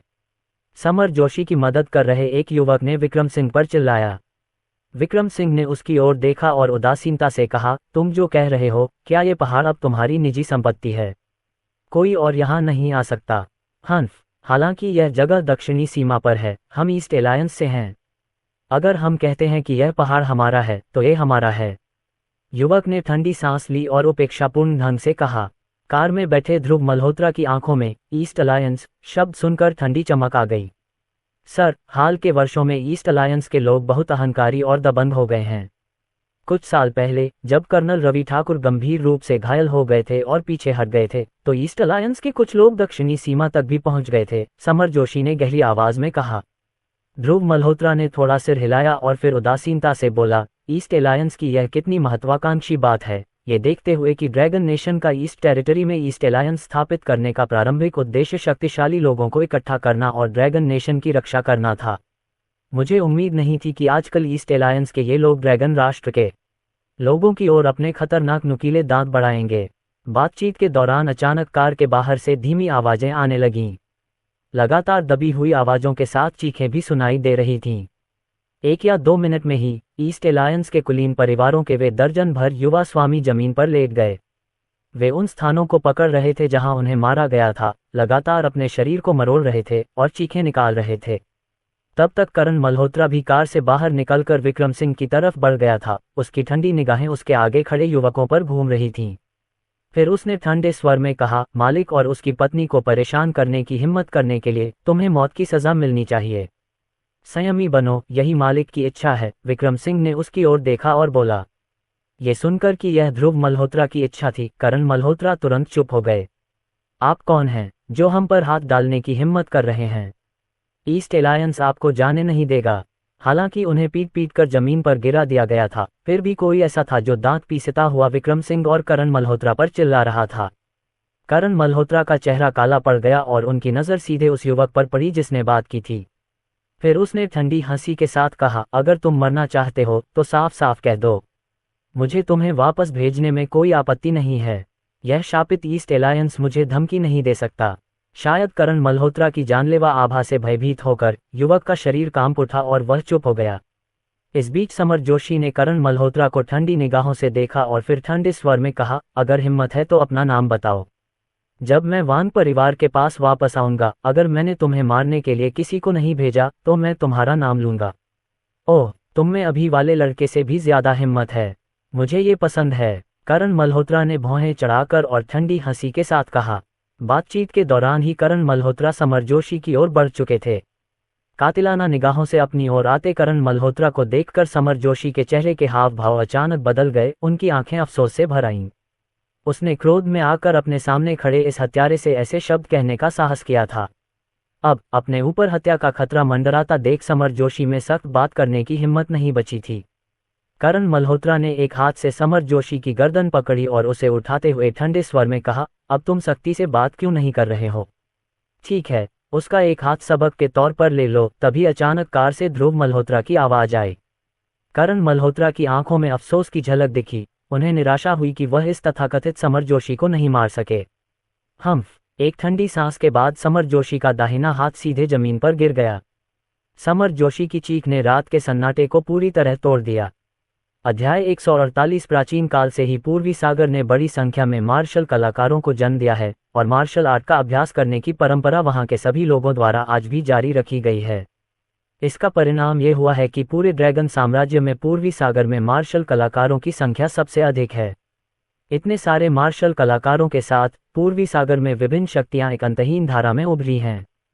क्योंकि सभी शक्तियों के पास बड़ी संख्या में मार्शल कलाकार हैं, कोई भी दूसरों को श्रेष्ठ नहीं मानता, जिसके कारण पूर्वी सागर की इन शक्तियों के बीच अक्सर तुच्छ मामलों पर संघर्ष होता है। पूर्वी सागर में भी वुमेंग की उपस्थिति है, सिवाय इसके कि वुमेंग शाही शहर के अधीन है। कई अभिमानी और अभिमानी मार्शल आर्ट स्वामी शाही शहर में शामिल होने और उसकी सेवा करने के लिए तैयार नहीं हैं। वुमेंग को पूर्वी सागर की मार्शल आर्ट शक्तियों को नियंत्रित करने में असमर्थ होने से बचाने के लिए शाही शहर ने पूर्वी सागर में डोंगमैन की स्थापना की। डोंगमैन की स्थापना भी आरंभ में शाही शहर के पिरामिड के शिखर पर बैठे लोगों द्वारा की गई थी। पूर्वी सागर में डोंगमैन की स्थापना का उद्देश्य डोंगमैन और वुमेंग को एक साथ मिलकर पूरे पूर्वी सागर की मार्शल आर्ट शक्तियों को नियंत्रित करने की अनुमति देना था, ताकि इन मार्शल कलाकारों को आदेशों की अवहेलना करने और पूर्वी सागर में तबाही मचाने से रोका जा सके।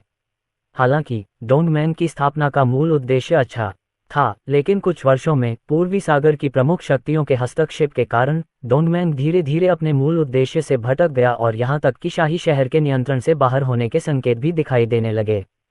पूर्वी सागर शाही शहर से बहुत दूर है और हालांकि शाही शहर में रहने वालों के पास बहुत ताकत है, लेकिन पूर्वी सागर पर उनकी पहुंच सीमित है और समय के साथ वे केवल डोंगमैन को ही छोड़ सकते हैं। डोंगमैन के कुछ ही वर्षों में शाही शहर के नियंत्रण से बाहर निकल जाने का कारण निश्चित रूप से पूर्वी सागर के राजा के हस्तक्षेप के कारण ही था।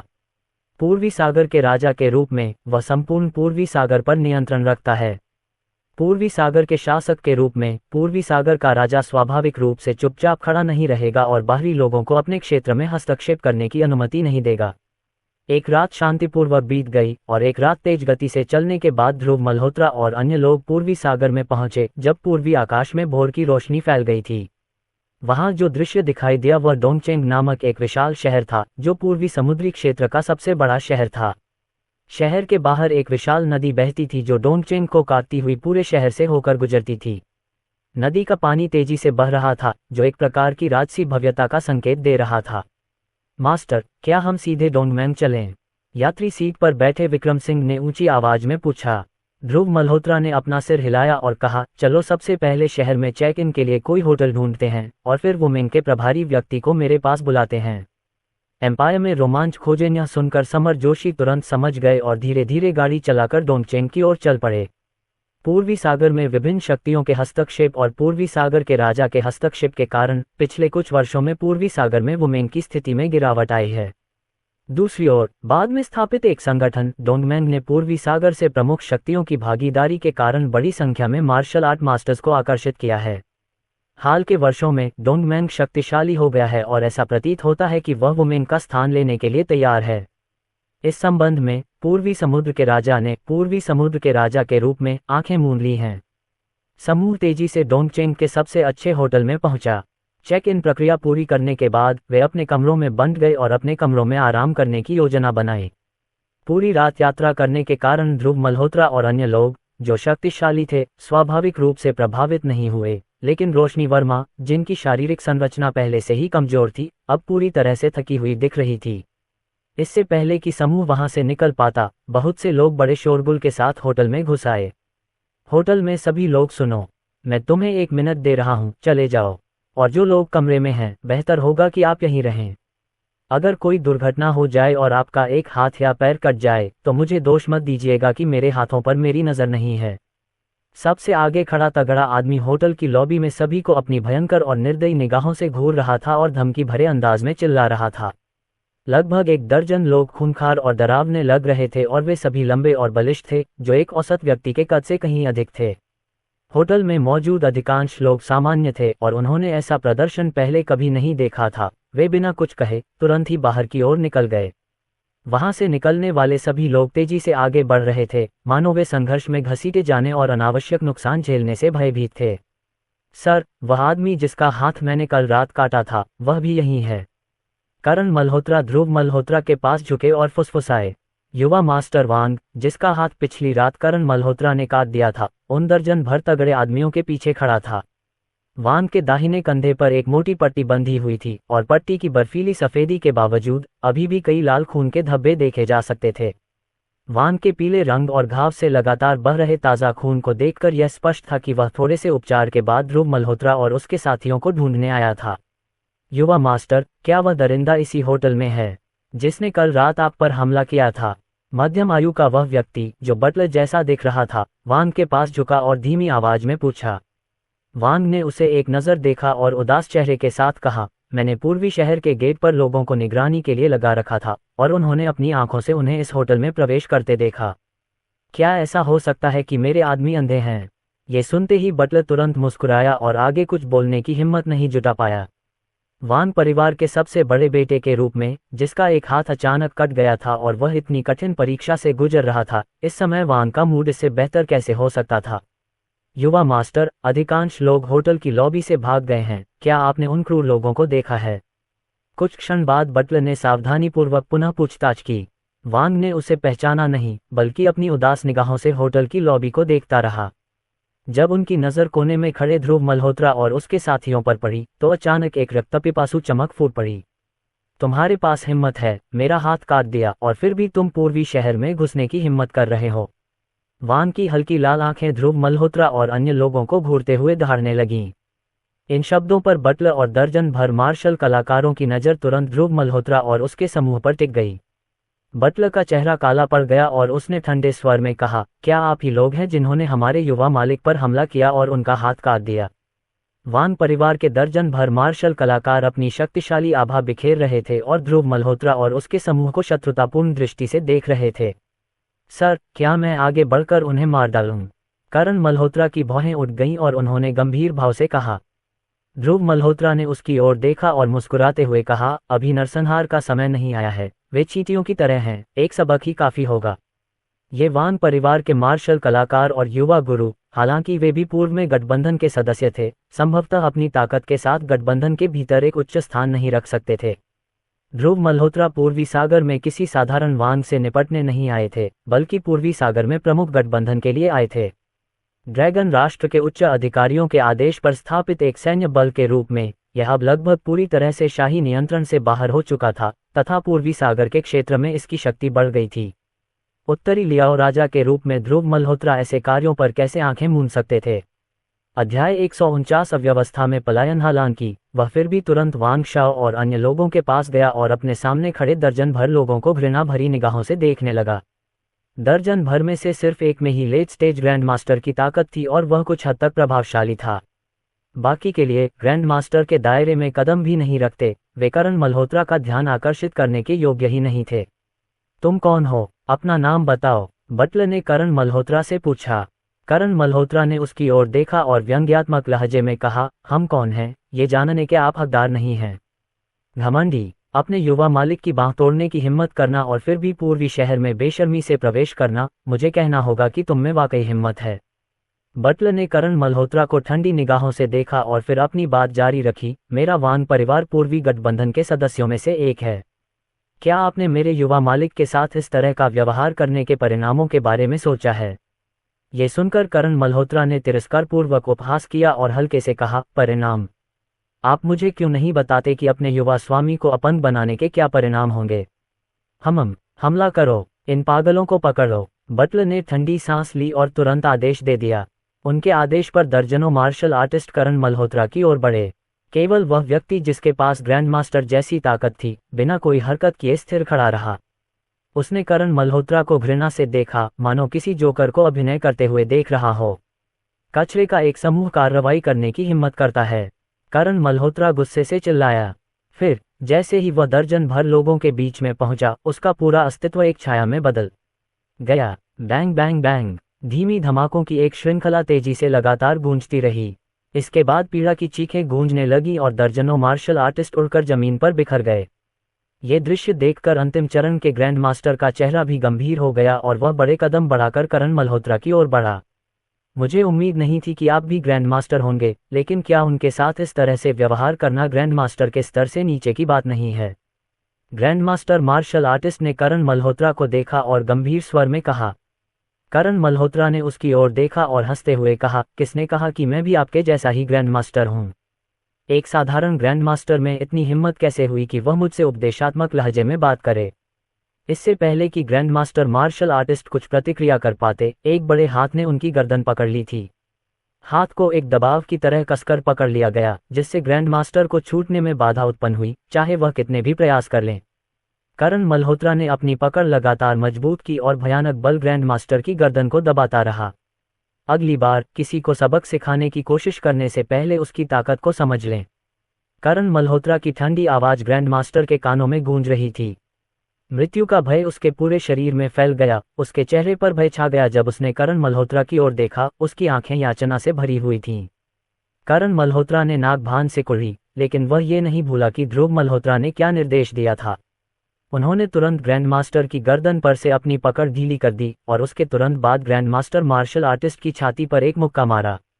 धप, एक धीमी सी आवाज के बाद ग्रैंड मास्टर पीछे की ओर उड़ गए। वह वांग शाओ और बटलर से टकरा गया, जो कुछ ही दूरी पर थे, और तीनों लोग जमीन पर ढेर हो गए। इस हरकत से वांग शाओ के कंधे पर भी असर पड़ा और तुरंत ही उसमें से खून बहने लगा। जल्द ही पट्टी लाल हो गई और वांग शाओ दर्द से सुअर जैसी चीख निकालने लगा। हालांकि बटलर को गंभीर चोट नहीं आई और वह जमीन पर 2-3 बार लौटने के बाद जल्दी से उठ खड़ा हुआ। साम्राज्य पर अपनी गाथा जारी रखें, उसने भयभीत चेहरे से करण मल्होत्रा की ओर देखा और कांपती आवाज में पूछा, आप वास्तव में कौन हैं? मैंने पहले ही कहा है, आप ये जानने के योग्य नहीं हैं कि हम कौन हैं। करण मल्होत्रा ने बटलर की ओर ठंडी निगाह से देखा और कहा, हमारे मालिक दयालु हैं और वे आपकी मृत्यु की कामना नहीं करते। अब भाग जाओ, नहीं तो मैं तुम्हारी जान ले लूंगा। जैसे ही उसने बोलना समाप्त किया, करण मल्होत्रा के शरीर में तीव्र, काटने वाली हत्या की मंशा फूट पड़ी। इस हत्या के इरादे से घिरे हुए, चाहे वह वांग शाओ हो या जमीन पर पड़े मार्शल कलाकार, उन्होंने तुरंत अपना विलाप बंद कर दिया। अपने शरीर में हो रहे दर्द की परवाह न करते हुए वे तेजी से उठे और होटल से बाहर की ओर भागे। उनके चेहरे भय से भरे हुए थे। वे होटल में किसी भयानक जानवर से भाग रहे चूहों जैसे लग रहे थे, जो पीछे मुड़कर देखने की हिम्मत नहीं जुटा पा रहे थे। बटलर भी कांप रहा था और अधिक देर तक रुकने का साहस नहीं कर पा रहा था, इसलिए वह भागने के लिए मुड़ा। तुम मेरा इंतजार करो, डोंगचिंग में मेरे वांग परिवार को अपमानित करो और तुम में से कोई भी जीवित नहीं बचेगा। होटल के बाहर से बटलर की आवाज जानलेवा इरादे से भरी हुई थी। करण मल्होत्रा के चेहरे पर थोड़ा सा बदलाव आया और वह तुरंत उन लोगों का पीछा करने के लिए तैयार हो गया। ध्रुव मल्होत्रा ने उदासीनता से कहा, बस, ये तो बस चींटियों का झुंड है, इनके बारे में चिंता करने लायक कुछ नहीं है। ये सुनकर करण मल्होत्रा ने ठंडी सांस ली और अपनी नजरें फेर लीं। इसके बाद ध्रुव मल्होत्रा रोशनी वर्मा के साथ कमरे में वापस आ गए। रोशनी वर्मा बिस्तर पर पड़ते ही सो गईं। रात भर की थकान से वे स्पष्ट रूप से थकी हुई थीं। चून की रोशनी वर्मा सो चुकी थी, ध्रुव मल्होत्रा दबे पांव कमरे से बाहर निकल गया। उसने सावधानी से अपने पीछे का दरवाजा बंद किया और फिर विक्रम सिंह के कमरे में चला गया। दस्तक, दस्तक, दस्तक। विक्रम सिंह ने तुरंत दरवाजा खोला। जब उन्होंने देखा कि यह ध्रुव मल्होत्रा है, विक्रम सिंह औपचारिक रूप से उनका अभिवादन करने वाले थे, लेकिन ध्रुव मल्होत्रा के हाथ लहराने से उनका काम बाधित हो गया। करण मल्होत्रा और बाकी लोगों को बुलाओ, मुझे आप सभी से कुछ बात करनी है। जी महाराज। विक्रम सिंह तुरंत वहां से चले गए। इसके बाद ध्रुव मल्होत्रा विक्रम सिंह के कमरे में चले गए। कमरे को ध्यान से देखते हुए ध्रुव मल्होत्रा के होठों पर एक हल्की मुस्कान तैर गई। इसके बाद वह टेलीविजन के पास गए और उसके ऊपर लगे पिनहोल कैमरे को हटा दिया। दरार। कैमरा तुरंत ध्रुव मल्होत्रा के हाथ में कुचल गया। इसके बाद ध्रुव मल्होत्रा सोफे पर बैठ गए। कुछ ही देर में विक्रम सिंह, करण मल्होत्रा और अन्य लोगों के साथ कमरे में लौट आया। आप सब लोग बैठ जाइए, सबको देखकर ध्रुव मल्होत्रा ने कहा। ये सुनकर सभी अपनी सीटें ढूंढने लगे और अपना ध्यान ध्रुव मल्होत्रा की ओर लगाया। ध्रुव मल्होत्रा ने उन पर नजर डालते हुए कहा, हमें कुछ समय के लिए डोंगहाई में रुकना पड़ सकता है। सभी ने धीरे से सिर हिलाया, कोई भी नहीं बोला। विक्रम सिंह, मार्शल एलायंस के पास जाओ और उनके नेता को यहाँ लेकर आओ। ध्रुव मल्होत्रा ने विक्रम सिंह की ओर देखा और फिर आगे कहा, याद रखना हमारी पहचान उजागर नहीं करनी है। ध्रुव मल्होत्रा का निर्देश सुनकर विक्रम सिंह का माथा ठनका और उसने गहरी आवाज में कहा, महाराज, अगर हम अपनी पहचान उजागर नहीं करेंगे तो मुझे डर है कि मार्शल एलायंस का नेता नहीं आएगा। आप बस उसे बताइए कि हम सभी महान ग्रैंड मास्टर हैं और वर्तमान में डोंग एलायंस द्वारा हमारा शिकार किया जा रहा है। ध्रुव मल्होत्रा ने हंसते हुए कहा, फिर कहा, यदि मार्शल एलायंस का नेता मूर्ख नहीं है तो वह ये सुनकर निश्चित रूप से आएगा। विक्रम सिंह ने सिर हिलाया और तुरंत उठकर चले गए। इस बीच वांग परिवार के सदस्य, जो अभी अभी होटल से निकले थे, उनका सामना लोगों के एक अन्य समूह से हुआ। इस समूह में उनका नेतृत्व करने वाला युवक उन व्यक्तियों में से एक था जो पिछली रात वांग शाओ के साथ दौड़ रहा था। अध्याय 150। अमर, क्या युवा मास्टर वांग बदला लेने के लिए लोगों को यहाँ ला रहे हैं? युवा नेता ने युवा मास्टर वांग को देखकर आश्चर्य से कहा। युवा मास्टर वांग ने उसकी ओर देखा और चुपचाप सिर हिला दिया। इस युवक का नाम वू किंग्यू था, जो पूर्वी शहर के वू परिवार का सबसे बड़ा बेटा था। वो परिवार और वांग परिवार ताकत के मामले में करीब थे, लेकिन दो बड़े बेटों के बीच संबंध अच्छे नहीं थे। वे कार रेस के लिए इसलिए एकत्र हुए थे क्योंकि पूर्वी सागर में ऐसा एकमात्र सकल था, और यदि वे इस सकल में शामिल नहीं होते तो उनके पास जाने के लिए और कोई जगह नहीं थी। युवा मास्टर वांग, आप सब इतने अस्त व्यस्त क्यों हैं? क्या ऐसा हो सकता है कि आप बदला लेने में असफल रहे और इसके बजाय आपको अपने प्रतिद्वंद्वी से सबक मिल गया? वू किंग्यू ने युवा मास्टर वांग की ओर देखा और कहा, उसके शब्दों में उपहास की झलक थी। युवा मास्टर वांग ने उसकी ओर देखा और ठंडे स्वर में कहा, यदि युवा मास्टर वू में क्षमता है तो वह इस होटल में आकर अभी बदला लेने के लिए स्वागत योग्य है। मेरे वो परिवार के मार्शल कलाकार निश्चित रूप से आपके वांग परिवार के मार्शल कलाकारों से तुलनीय नहीं हैं। अगर मेरा वो परिवार कोई कदम उठाता तो हम निश्चित रूप से इतने अव्यवस्थित नहीं होते। वू किंग्यू ने भौहें उठाईं और ठंडी हंसी के साथ कहा। इसके बाद उन्होंने बड़े ही गर्व के साथ इशारा किया और ध्रुव मल्होत्रा और उसके साथियों से बदला लेने के लिए वो परिवार के मार्शल कलाकारों को अपने पीछे होटल में ले जाने की तैयारी की। हालांकि इससे पहले कि वे कुछ कदम आगे बढ़ पाते, वांग परिवार के बटलर ने तुरंत कहा, युवा मास्टर वो उन लोगों में एक महान ग्रैंड मास्टर भी हैं। अगर तुम इस तरह से जाओगे तो तुम केवल पराजित होकर वापस आओगे। ये सुनते ही यंग मास्टर वांग ने तुरंत बटले की ओर देखा, उनकी आंखों में स्पष्ट क्रोध झलक रहा था। तुम्हें इतनी नाक भान सिकोड़ने की क्या जरूरत है? अगर वो किंग्यू अंदर जाता है और उसे पीटा जाता है तो मैं देखना चाहूंगा कि वह फिर भी मेरा मजाक कैसे उड़ा सकता है। युवा मास्टर वांग ने ठंडे स्वर में डांटा। फिर भी बटलर ने धीरे से आह भरी और धीरे से कहा, युवा मास्टर, उन लोगों में एक महान ग्रैंड मास्टर है। न तो हमारा वांग परिवार और न ही वो परिवार अकेले लड़ाई में उनका मुकाबला कर सकता है। ऐसी परिस्थितियों में यदि आप बदला लेना चाहते हैं तो आप केवल दोनों परिवारों की शक्तियों को एकजुट कर सकते हैं, और आपको पूर्वी गठबंधन से मजबूत सेनानियों की भी आवश्यकता हो सकती है। इस स्थिति में क्या आप अभी भी यंग मास्टर वू के साथ मौत तक लड़ना चाहेंगे? ये सुनकर यंग मास्टर वांग तुरंत गहरी सोच में पड़ गए। दरअसल जैसा कि बटलर ने कहा, हालांकि वांग परिवार के पास एक ग्रैंड मास्टर था, लेकिन उनके पास कोई ग्रेट ग्रैंड मास्टर नहीं था। इसलिए भले ही वांग परिवार आखिरी आदमी तक लड़े, वे निश्चित रूप से ध्रुव मल्होत्रा और अन्य लोगों का मुकाबला नहीं कर सकते। वो परिवार के लिए भी यही सच था। अगर यंग मास्टर वांग इस कटे हुए हाथ का बदला लेना चाहते थे तो उन्हें वो परिवार के साथ मिलकर काम करना था, या फिर ईस्टर्न एलायंस से ग्रेट ग्रैंड मास्टर भेजने के लिए कहना था। तभी ध्रुव मल्होत्रा और उनके साथियों को हराने का मौका मिल सकता था। इस समय यंग मास्टर वो भी अपनी जगह पर रुक गया, पीछे मुड़ा और यंग मास्टर वांग को मुस्कुराते हुए देखा। यंग मास्टर वांग, आपकी योजना की गहराई अंततः आपके परिवार के बटले जितनी अच्छी नहीं है। साम्राज्य पर नई कहानियों का अनुभव करें। एक क्षणिक अहंकार के विवाद के कारण मेरे वो परिवार को आग के गड्ढे में धकेलना। चूंकि उनके पास एक महान ग्रैंड मास्टर है, इसलिए हमारे दोनों परिवारों के लिए हाथ मिलाना सबसे अच्छा होगा। तभी हमारे पास उनके खिलाफ जीतने का मौका होगा। युवा मास्टर वांग ने चुपचाप सिर हिलाया। तब वो किंग्यू ने फिर से कहा, ऐसी स्थिति में आइए हम सभी अपने अपने परिवारों के पास लौट जाएं और अपने बुजुर्गों को अंतिम निर्णय लेने के लिए सूचित करें। ठीक है, बहुत अच्छा, मैं वांग फैंग इस कटे हुए हाथ का बदला लूंगा। युवा मास्टर वांग ने ठंडे स्वर में कहा, उनकी आंखों में हत्या का नंगा इरादा चमक रहा था। इसके बाद दोनों पक्ष अपने अपने रास्ते चले गए। दोनों पक्षों के चले जाने के कुछ ही देर बाद विक्रम सिंह भी जीप में सवार होकर होटल से चले गए। कुछ घंटों बाद दोपहर के भोजन के समय ध्रुव मल्होत्रा भी अपने कमरे में लौट आया।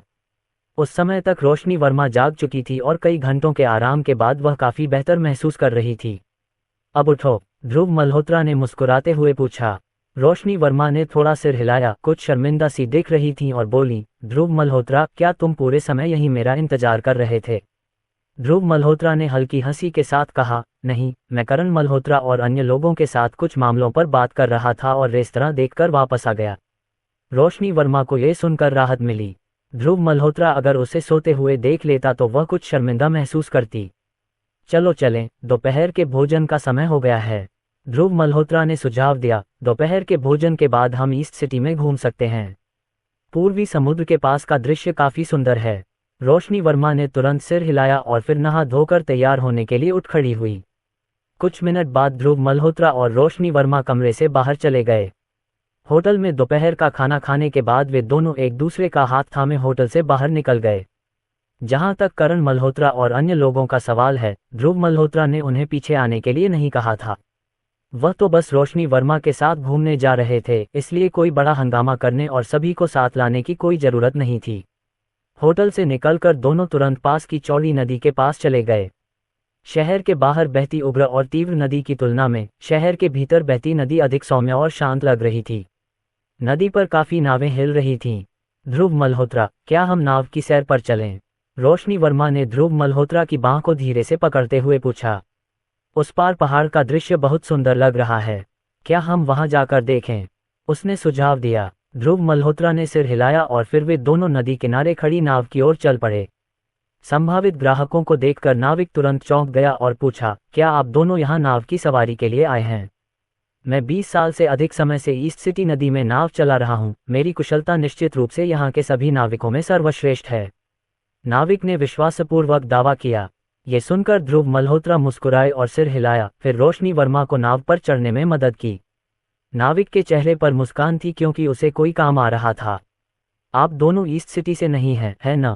नाविक ने गर्मजोशी से पूछा। ध्रुव मल्होत्रा ने मुस्कुराते हुए सिर हिलाया और कहा, हम आज सुबह ही ईस्ट सिटी पहुंचे हैं और अब हम ईस्ट सिटी के दृश्यों का आनंद लेने के लिए तैयार हैं।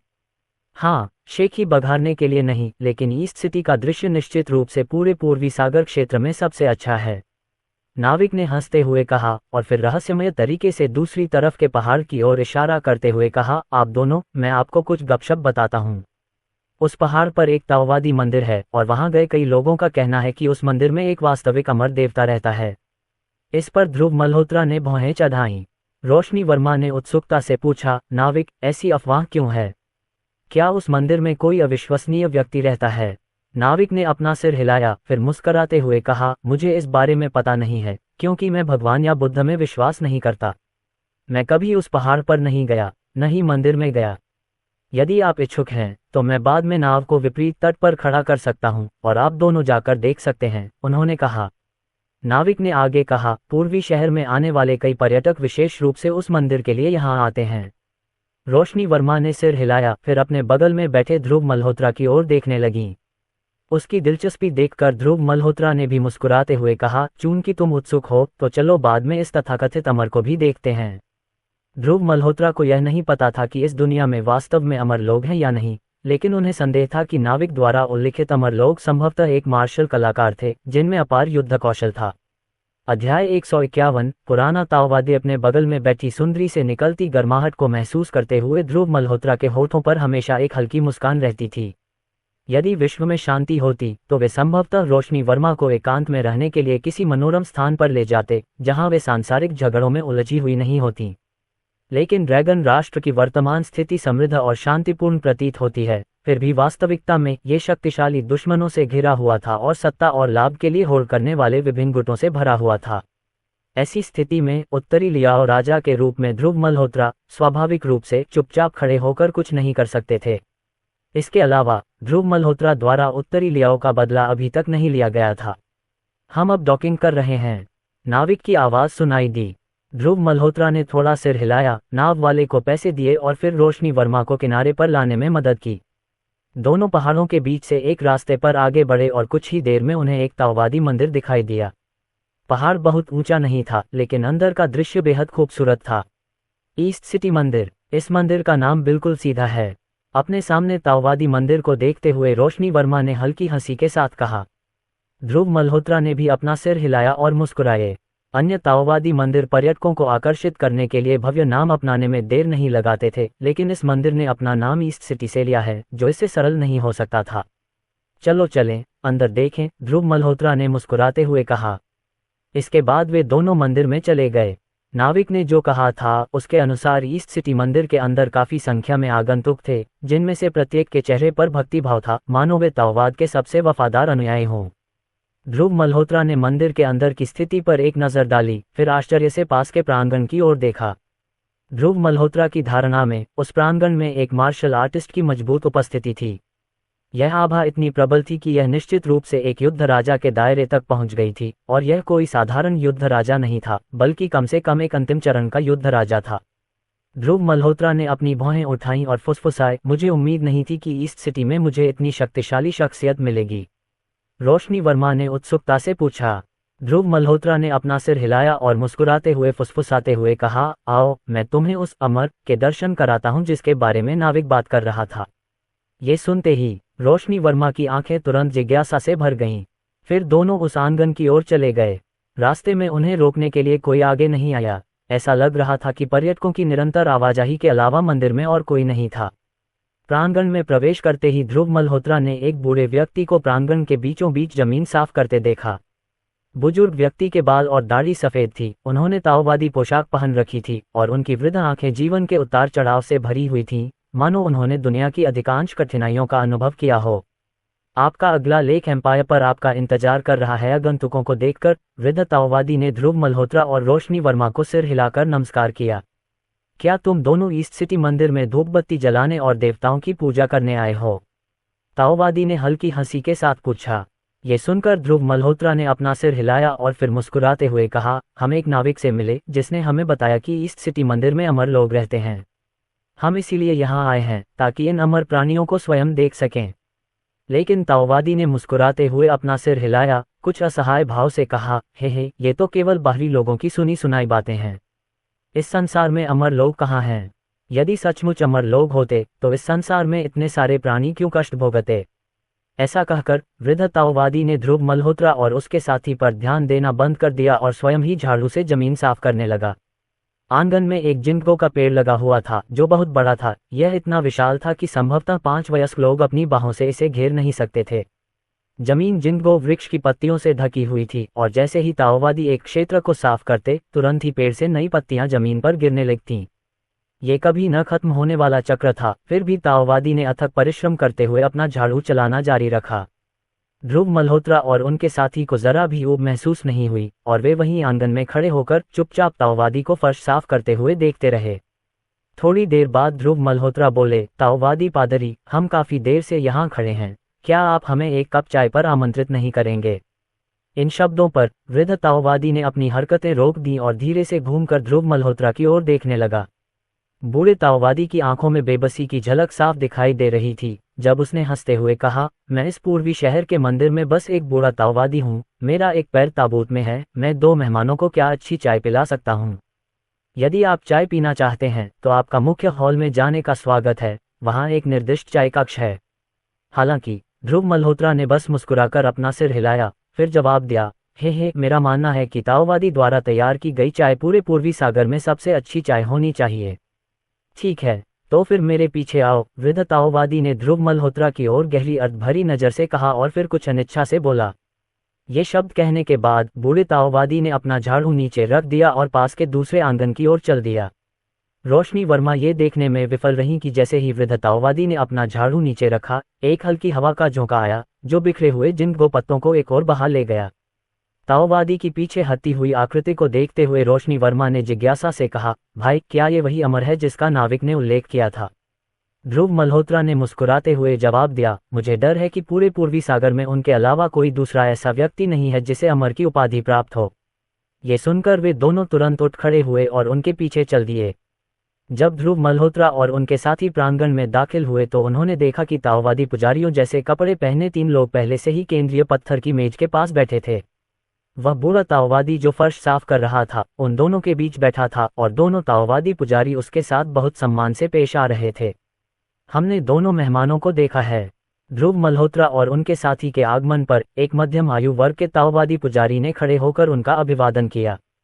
ध्रुव मल्होत्रा ने थोड़ा सिर हिलाया और मुस्कुराते हुए कहा, क्या मैं पूछ सकता हूं कि क्या आप इस ईस्ट सिटी मंदिर के स्वामी हैं। हाँ, लेकिन तुम्हें कैसे पता चला, अधेड़ उम्र के व्यक्ति ने हैरान और उत्सुक भाव से पूछा।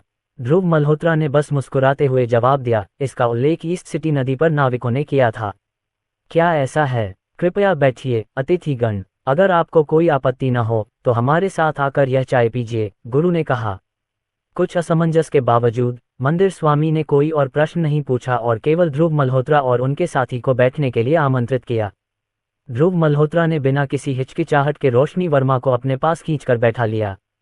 ध्रुव मल्होत्रा उस वृद्ध ताओवादी के ठीक सामने बैठे थे जो उनकी ओर असहायता भरी नजरों से देख रहा था। उसके हाव भाव देखकर ध्रुव मल्होत्रा ने मुस्कुराते हुए सिर हिलाया और कहा, ऐसा क्या है कि ताओवादी पादरी मुझे घूर रहा है? कोई कारण नहीं, मैं तो बस ये जानना चाहता था कि अतिथि कहाँ से आया है और कहाँ जाना चाहता है, वृद्ध ताओवादी ने अपना सिर हिलाते हुए उत्तर दिया। बहरहाल ध्रुव मल्होत्रा ने अपने सामने रखा चाय का प्याला उठाया, एक ही घूंट में चाय पी ली और फिर मुस्कुराते हुए बोले, मैं कहाँ से आया हूँ और कहाँ जाता हूँ, इससे क्या फर्क पड़ता है? बल्कि ताओवादी पुजारी, आप कहाँ से आए हैं और कहाँ जाएंगे? उसके सामने बैठा हुआ बूढ़ा ताओवादी, जिसके पास एक उन्नत युद्ध राजा की शक्ति थी, उसके मन में हत्या करने की हल्की सी मंशा थी। अगर कोई ध्यान से देखे तो ये हत्या करने की मंशा अविश्वसनीय रूप से तीव्र थी। ये ताओवादी कोई साधारण व्यक्ति नहीं था और उसने ध्रुव मल्होत्रा की जिज्ञासा को पूरी तरह से उत्तेजित कर दिया था।